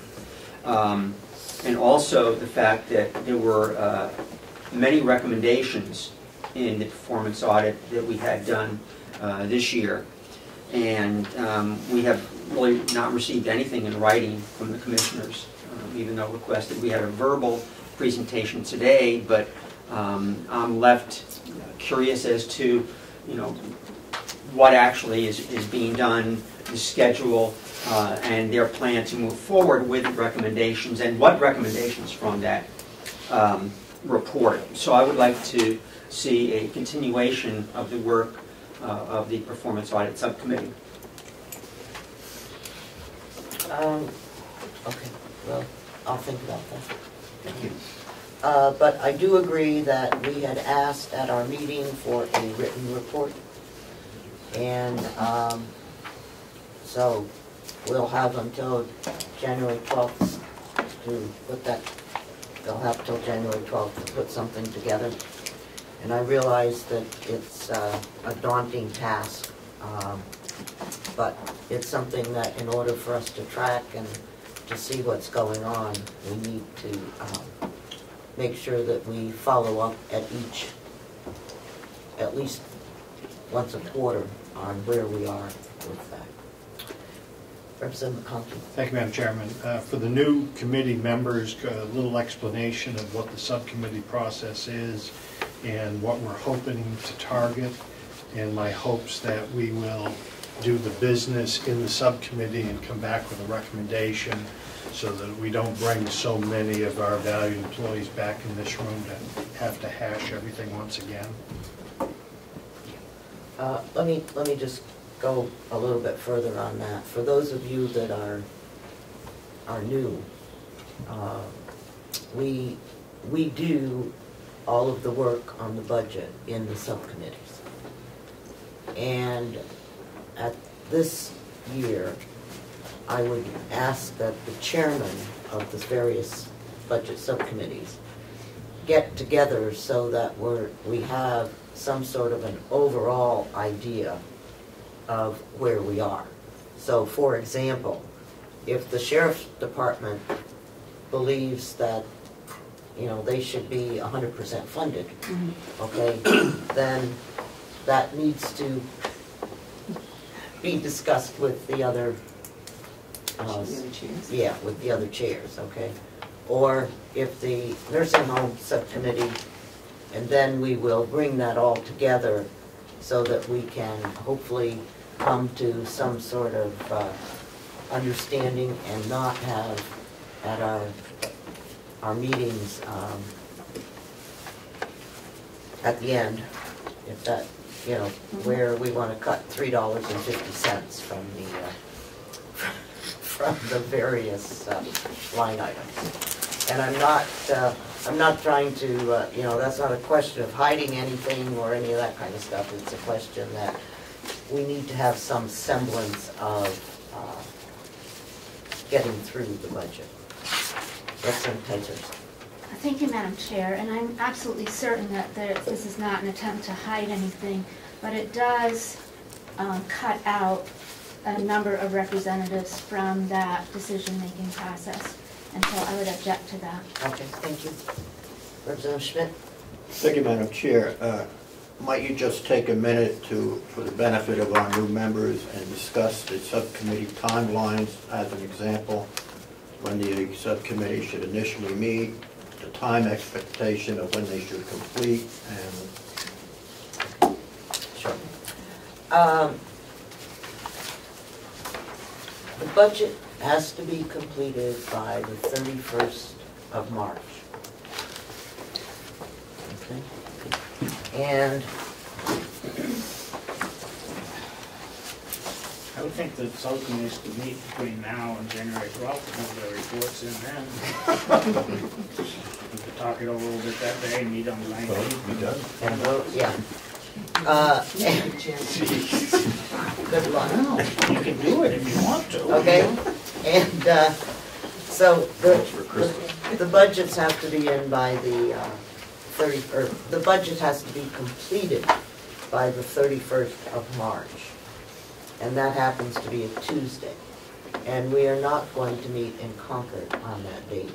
Okay, so I would like to attempt, in all good conscience, to have our final budget decision made on the 16th of March. So that gives us 1, 2, 3, 4, 5, 6, 7, 8, 9, 10, 11. 11 weeks until the 16th of March. So we did pretty well last year until we got to trying to figure out what we had in surplus. And obviously what we thought we had in surplus, we didn't. So anyhow, that's the date that we're looking at. I also, I believe, Anne, the Register of Deeds, has something for us. Anne, if you would, please. I just want, if you would, only the money request that you have for that 9,000 account. Okay. Exactly. When I'm finished, I'll make a correction to my budget on the Well, line item. okay. Pardon? My budget line item is incorrect because it includes the surcharge amounts in the budget amount. Okay, that can be turned over to the commissioners to correct.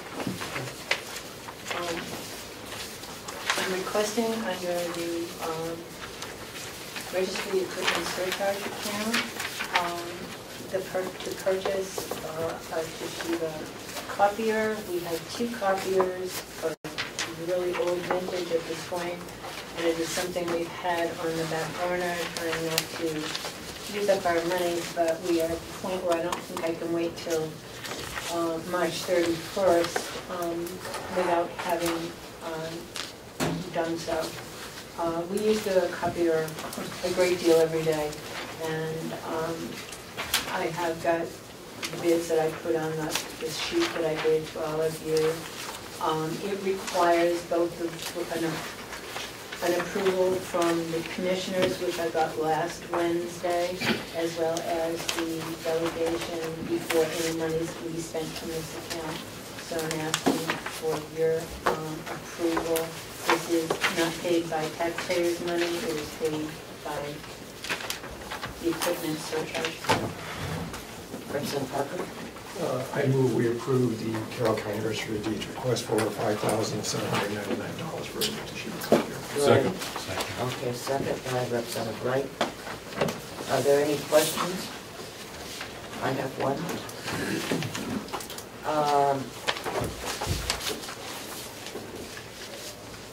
And this is for the commissioners, does the county have an agreement with any copier people that you lease the copier versus purchasing it? Or are all the copiers purchased? We're going to be looking at that this year and That wasn't putting it my under question. one contract. So the answer, go ahead. Leased. Are you purchasing or leasing the copiers at this point? Purchasing, right? Lease. You lease? Lease. They're leased. Some purchase and some lease, depending on. And what is ours? Okay, so my, Purchase. pardon? The one in our office is purchased. That There are wasn't- some that are leased. Okay. And so the second question that I have is, Anne, will this account pay for leasing versus purchase? It will. It's for repair, rental, or purchase Okay. of equipment only. Okay. So, did we look at what the cost of the lease would be for this? I think I had it. I don't know where, I think I have it on me right now, but it'll take me a minute to Okay. find it. All right. Is that okay? That's fine. Oops.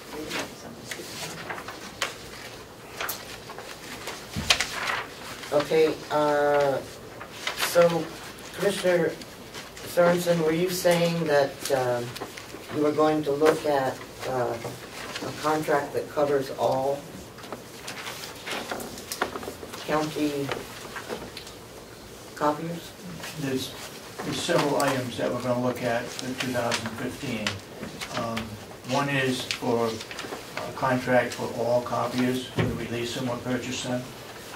We have 4 or 5 generators that are maintained by 2 different companies. We're going to try to combine those and get a decent rate. Offhand, I can't think of the other areas that we're gonna look at, but those 2 in particular we will be. And those are not reflected, what's reflected in the budget is the current state of affairs. Right.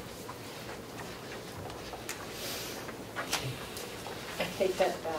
They did not give me a lease rate. However, the base manufacturer's price on this machine was $10,663. That's just for the base unit, not even including all of the things. I can't believe $5,000 spread over a 10-year lease or whatever is going to save you money, and it isn't any savings to the taxpayer.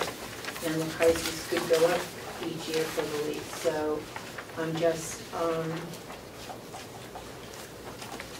we not only had this price, it did go out as an RFP, and we got no response because I don't know much of anybody to match this price, given its capacity. Representative Quigley? Yes, thank you, Madam Chair. I'm just curious, you have this price,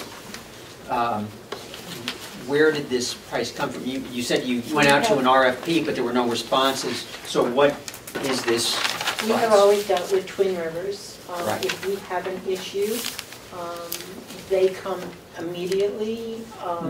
You have a contract with them for maintenance? For maintenance, okay. Yes. Okay, we have a motion on the floor for purchase of a copier by the Registry of Deeds for $5,799. Is there any need for a roll call on this? All those in favor, please raise your hand.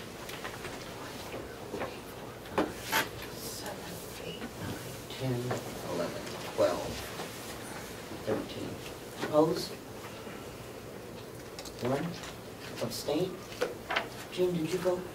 Well, probably not. 1 abstain. I'm fine, that's okay, count me in. Okay. 14. 14 in favor, 1 opposed. Okay, motion passes. All right. One other thing, a couple of other things. I believe that I sent out to everyone, and if I didn't, I will again. The draft policy on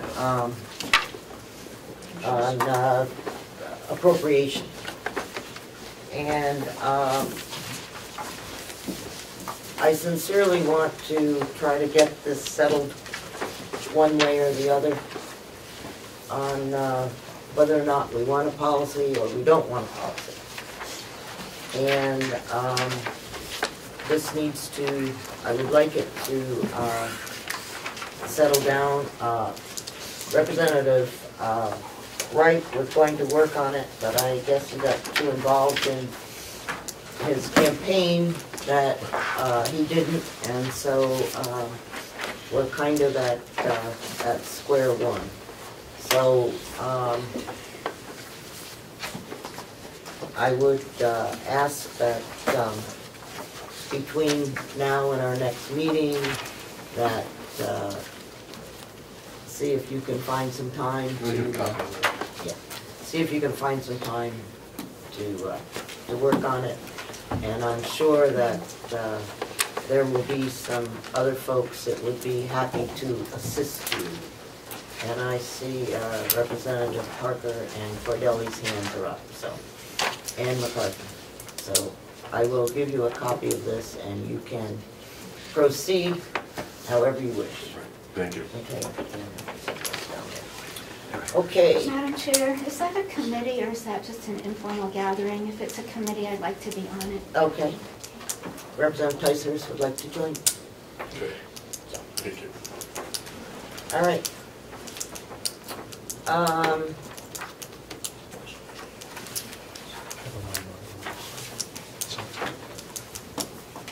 Yes. Madam Chairman, I'm in receipt of a planning document here, Carroll County Commissioners 2015 proposed budget, December 1st, 2014, with a realignment that's different than what we've been presented in our worksheets here. And I addressed that it looks at 2014, the budget, the expenditures, addresses what the unpaid balance was at the time of this, and then the Commissioner's recommendation for expenditures for each department going forward. Seems to be a comprehensive another look. I know I've seen from other representatives wanting to know much of this information, and I'm just wondering if this is a document that we can circulate. I believe it's ready to go today. Thank you. Okay. Commissioner Babson. Representative McConkie, where did the document come from? I have it right here. Where did it come from? It was given to me this morning in my pile of information here. So perhaps we could give the commissioners a copy also. I think so. And then the rest of it. I was intending they'd be distributed throughout the delegation and the commissioners. Well, your intentions should. Oh, I apologize. Okay, thank you. They didn't get to it. Okay. Representative Avalini? Okay, thank you. Indicated that he has some difficulty in meeting our 9 o'clock time on Monday. And had asked if the group, the delegation, would be amenable to adjusting that time to a little bit later in the morning. Is that correct? In the morning or early afternoon. Okay, so would you like to speak to this, please? As everybody knows here, I have a small restaurant in Wakefield. Mondays are typically a heavy day, catching up from the weekend and everything else. Staffing has become an issue for Mondays. I would request that we have a later meeting, probably 3 o'clock, 2 o'clock, 3 o'clock meeting, just so. I'd like to attend every one, but again, if I'm not at work, I have to pay somebody to be there. And it's becoming a issue on Mondays. I have coverage for my state Concord coverage, but the Monday meetings here will become a problem for attendance for me. I do not want to let down my constituents. President Crawford? I can't do late on Monday afternoon, teach a class. I could do later in the morning. I can't do afternoons. It's up to any other comments? Madam Chairman, is my time to have a question? I guess so. I'm amenable to whatever the group wants. I noticed, Madam Chairman, in the southern tier, the counties do nighttime 6 o'clock meetings, which seem to, for them to be okay, but I just throw it out there as a suggestion. Representative Tysers? I think it's a possibility, but I also know there are a lot of meetings on Monday nights that various people have to attend. And some people live quite a long ways away, so a late meeting is a very late meeting, especially when they need to go to Concord on Tuesday morning. Well, the other problem with that at night is the employees, staff coming in. But, I don't know, change what about a Friday instead of Mondays? Is that any better? Yeah. I thought we always had Mondays. We can change the date. Well, no, I'm not suggesting we do, but I'm just saying everything should be on the table, so if Friday morning works, that may be a possibility. I don't know. Be a little easier to staff for me. I mean, everybody else is still. Yeah, you better speak up so everyone can hear. Yes, that would be fine with me. Friday mornings, I have extra staff for the weekend starting on Friday, so that wouldn't be a problem. Representative McCarthy. No, I was just going to suggest what the distinguished representative did. If we can't change the time, maybe we can change the day. Representative McConkey? I have no issue whether it be Monday or Friday, and I'd be more than happy to try Friday. I think it's a perfect way to start your weekend. We can meet at the restaurant maybe, huh? No further, please. Okay, yes? Could I just ask again, is 10 o'clock on Mondays workable? Because we kind of have I have my schedule already worked out for Mondays. That was the day I set aside for the delegation, so just wondering. Mondays, just, if it's after 2 o'clock on Monday, it's perfect, yes. It's Monday, it's always been stickler. Yes. How would Thursday morning work? Because I represent committees. You will soon find out. Yeah. That is a list, well, never mind, I won't use that And committee as an Fridays are example. sometimes a challenge, even in Concord. But generally Fridays are semi-free. Okay, so. If we follow my plan of getting this stuff in, and we just meet and do it on the second week, Yeah, we won't have to we worry won't about have it. to worry about it, you're absolutely right. Okay, Could we start with the Monday at 2 to see where we are with that, and then go from that to Friday? Oh, I'm sorry, Representative Crawford, you said you couldn't do that anyway. Well, that's fine if we only meet for an hour and a half, because then Mike, I have to be ready for my class, so. I'm not, if you meet Monday, that's fine. I can't make Mondays because of selectmen's meeting, so it's just. Well, But I then why don't hold don't, that up if the majority wants to meet Monday, yes. why don't we try Friday, Friday. okay, at 9 o'clock? So what will the next one be then? Well, Well, not the 12th. Right? I think we better do it the Friday before. Right, now, And I probably won't be here, So subcommittee chairman need to know, they need to. Yeah, because you've got the 15th. Get all that stuff, yeah. Yeah, Friday the 9th, no, the 9th. It's Christmas and New Year's. Okay. Is that okay with you, Melissa? That works for me. Okay. So the 9th, Thanks for asking. What time, Madam Chair? 9 a.m. What is it? 9 a.m. on the 9th. 9/9. Yeah, January 9th at 9 a.m.? yep, So is the 12th out? yep. Yep. Okay, Well, I don't know. no, we're not meeting on the 12th. We're meeting on the 9th. Okay, yes, no, not another change. No. Go ahead. I'd like to thank everybody for their moving their schedules around to accommodate us tonight. So, thank you. Okay, Is this, I just safe to presume we'll meet the following Friday after that too? probably. Okay. Yeah. Okay, the veterans,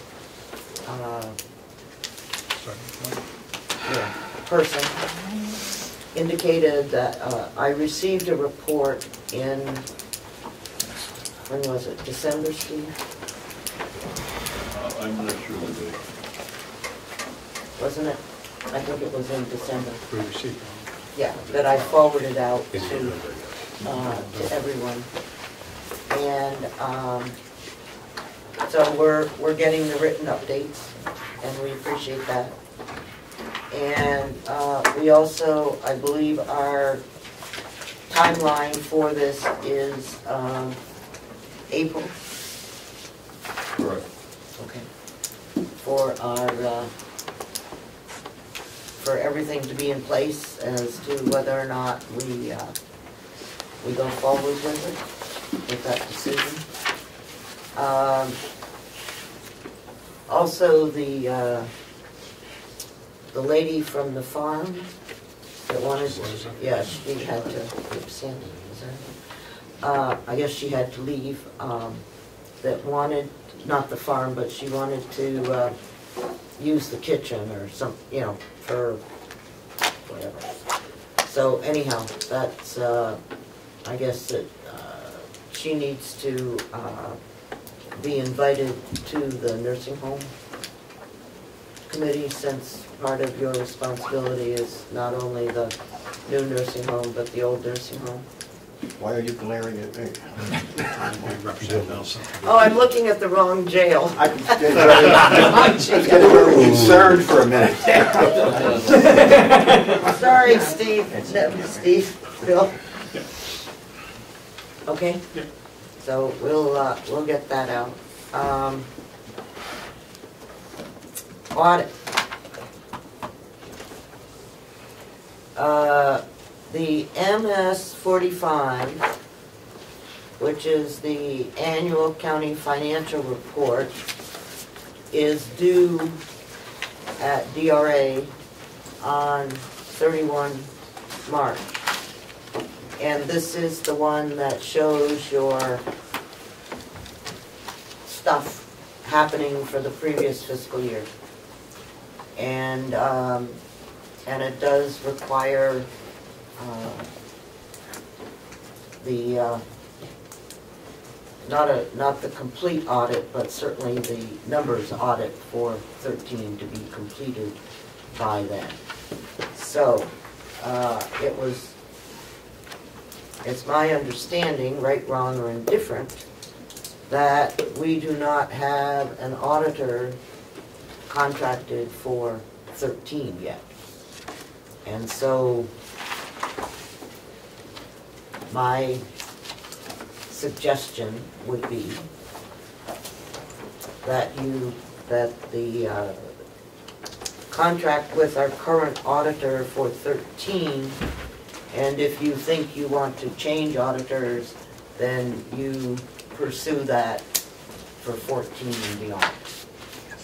But Is that a recommendation, Madam Chairman? Pardon? Is that a recommendation? That's my recommendation, because otherwise there is no way that you are going to be able to do the MS 45 by 31 March. Representative Tyson. Thank you, Madam Chair. And just for clarification, when you refer to the numbers audit, are you referring to the financial statement as opposed to the financial audit? Yes, I think that would be a proper thank you. term, because they do the numbers and then they do the actual discussion about the numbers and how they tested it, which is what we think of as an audit. The actual, that's generally 20 or 30 pages anyhow. Representative McConnell. Do you want that in the form of a motion, I guess would be my question, Madam Chairman, or it's just a recommendation? Doesn't appear to be any discussion against your recommendation.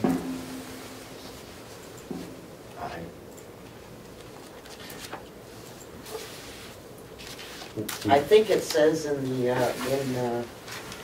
RSA that the auditor is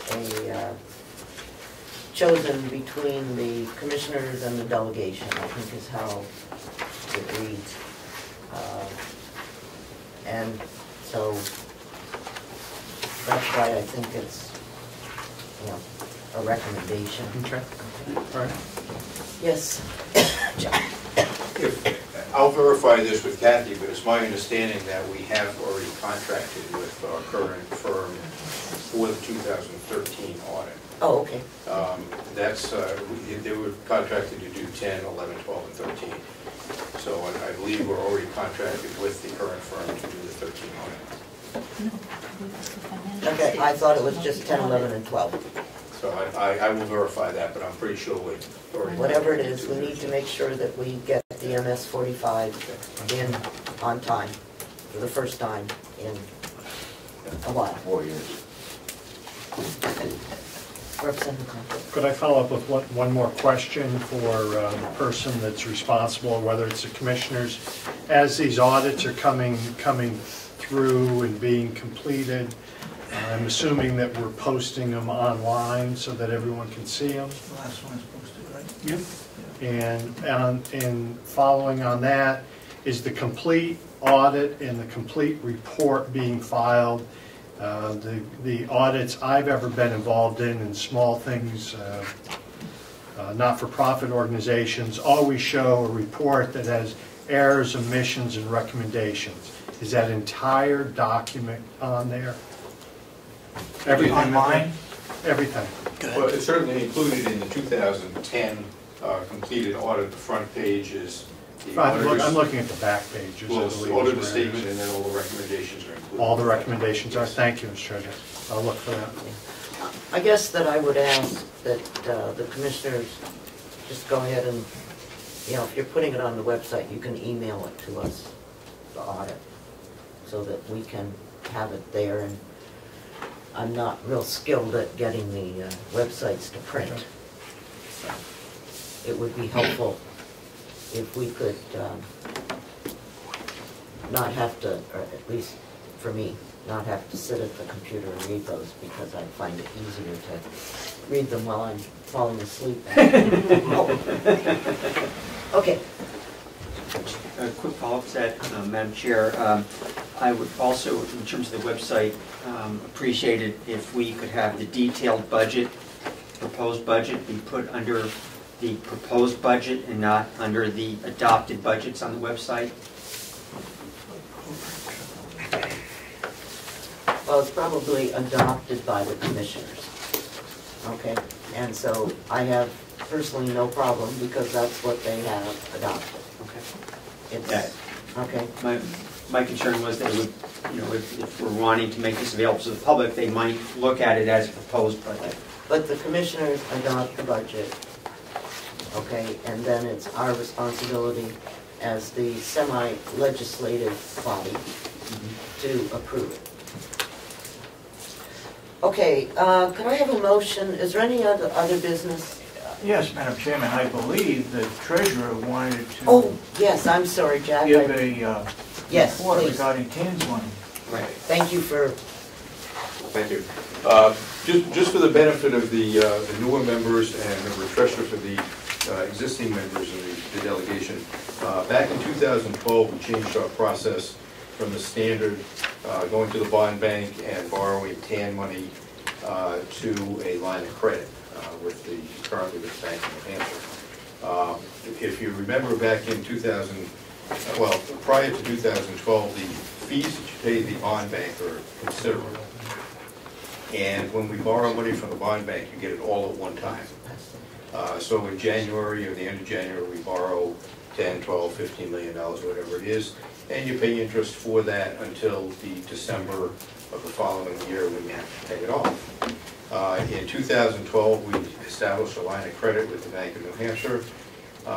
The fees for that establishment that year was about $1,800. They've gone up a little bit to about $2,400, $2,500 a year now to renew the line of credit. That's the only fees associated with the line of credit. We borrow the funds as we need them. So we can borrow in as little as $50,000 at a time, which doesn't make sense in the operation. We generally borrow, the first borrowing will be about $2 to $3 million.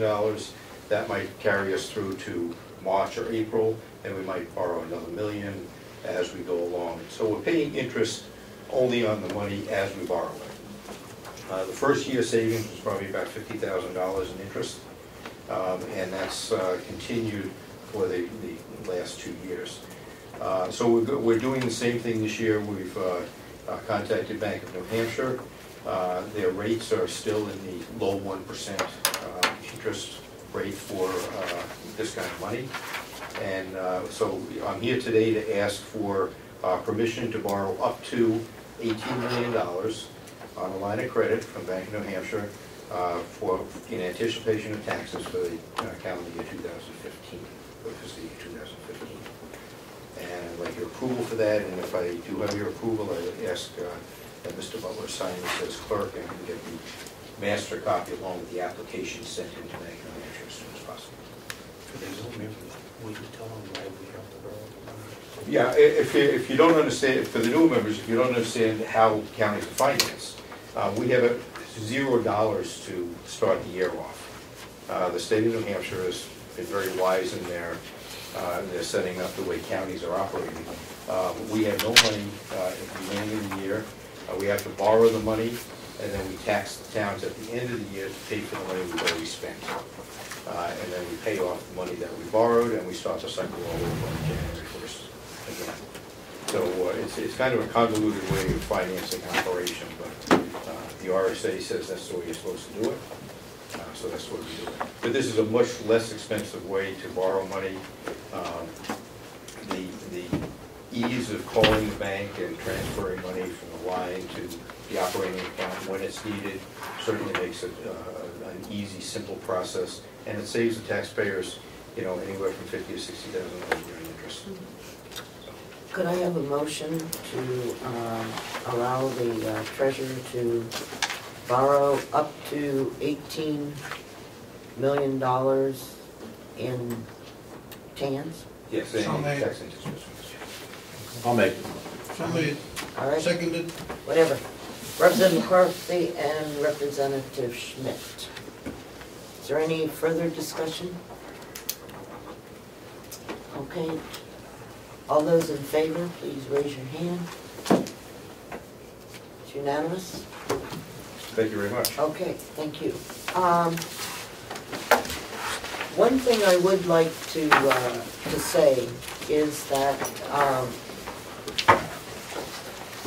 if it snows on the day that we're meeting, we either Mark, myself, or Ed will call you. That's why we need your phone number.